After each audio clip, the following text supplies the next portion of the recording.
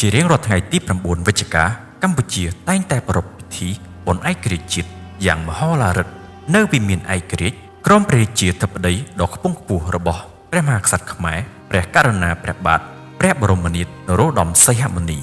ព្រមទាំងមានការអញ្ជើញចូលរួមពីថ្នាក់ដឹកនាំកំពូលនៃស្ថាប័នព្រឹទ្ធសភារដ្ឋសភានិងរាជរដ្ឋាភិបាលមកពីក្រសួងមន្ទីរនានាផងដែរតើហេតុអ្វីបានជាពិធីបុណ្យឯករាជ្យត្រូវបានធ្វើឡើងនៅវិមានឯករាជ្យ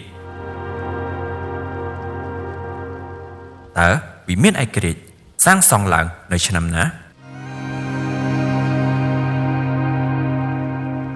ក្រោយពេលការទាមទារឯករាជ្យទាំងស្រុងពីអាណានិគមបារាំងនៅថ្ងៃទី9ខែវិច្ឆិកាឆ្នាំ1953ត្រូវបានកសាងឡើងនិងសម្ពោធដោយប្រើប្រាស់នៅឆ្នាំ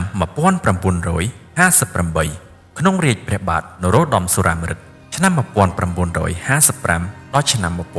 1960ជាព្រះរាជបិតាសម្ដេចព្រះបាទនរោត្តមសីហនុវិមានឯករាជ្យសាងសង់ឡើងដើម្បីជានិមិត្តរូបបញ្ជាក់ថាប្រទេសកម្ពុជាបានទទួលឯករាជ្យពីប្រទេសបារាំងនៅថ្ងៃទី9ខែវិច្ឆិកាឆ្នាំ1953និងសម្រាប់ជាស្គបគោរពវិញ្ញាណក្ខន្ធអ្នកស្លាប់ដើម្បីបុព្វហេតុជាតិនិងដើម្បីប្រារព្ធនៅសេរីភាពនិងឯករាជ្យរួចពីការគ្រប់គ្រងរបស់បរទេស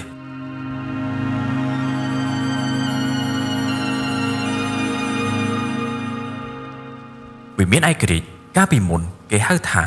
អនុស្សាវរីយ៍វិមានឯករាជ្យឈរយ៉ាងខ្ពស់ត្រដែតនៅទីតាំងស្ថិតនៅចំកណ្ដាលរង្វង់មូលចរាចរណ៍រវាងមហាវិថីព្រះនរោត្តមនិងរុក្ខវិថីព្រះសីហនុចំកណ្ដាលរាជធានីភ្នំពេញវិមានឯករាជ្យរចនាប្លង់ដោយស្ថាបត្យករខ្មែរដ៏ល្បីល្បាញគឺលោកវ៉ាន់ម៉ូលីវ៉ាន់ដែលមានកម្ពស់20ម៉ែត្រនិងមាន5ជាន់ដោយយកលំនាំតាមរាងផ្កាឈូកក្រពុំតាមគំរូរចនាបថអង្គរលម្អទៅដោយក្បាលពស់នាគរាជចំនួន100ដែលរំលេចចេញយ៉ាងច្បាស់នៅរចនាបថរបស់ប្រាង្គប្រាសាទអង្គរវត្ត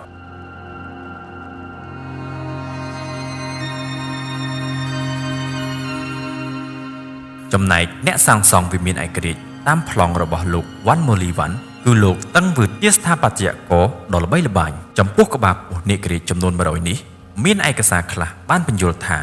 យកតាមចំនួនឆ្នាំដែលប្រទេសកម្ពុជាស្ថិតនៅក្រោមអាណានិគមនិយមបារាំងជិត1ទសវត្សរ៍គឺ90ឆ្នាំចាប់ពីថ្ងៃទី11ខែសីហាឆ្នាំ1863ដល់ថ្ងៃទី9វិច្ឆិកាឆ្នាំ1953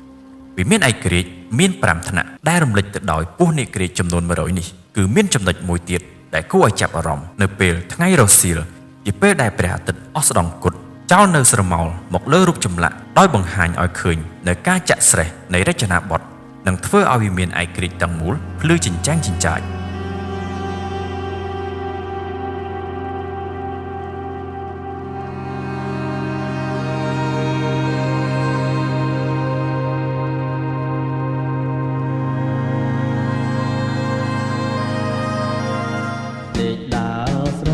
ពីយើងថតបានទាំងនោះ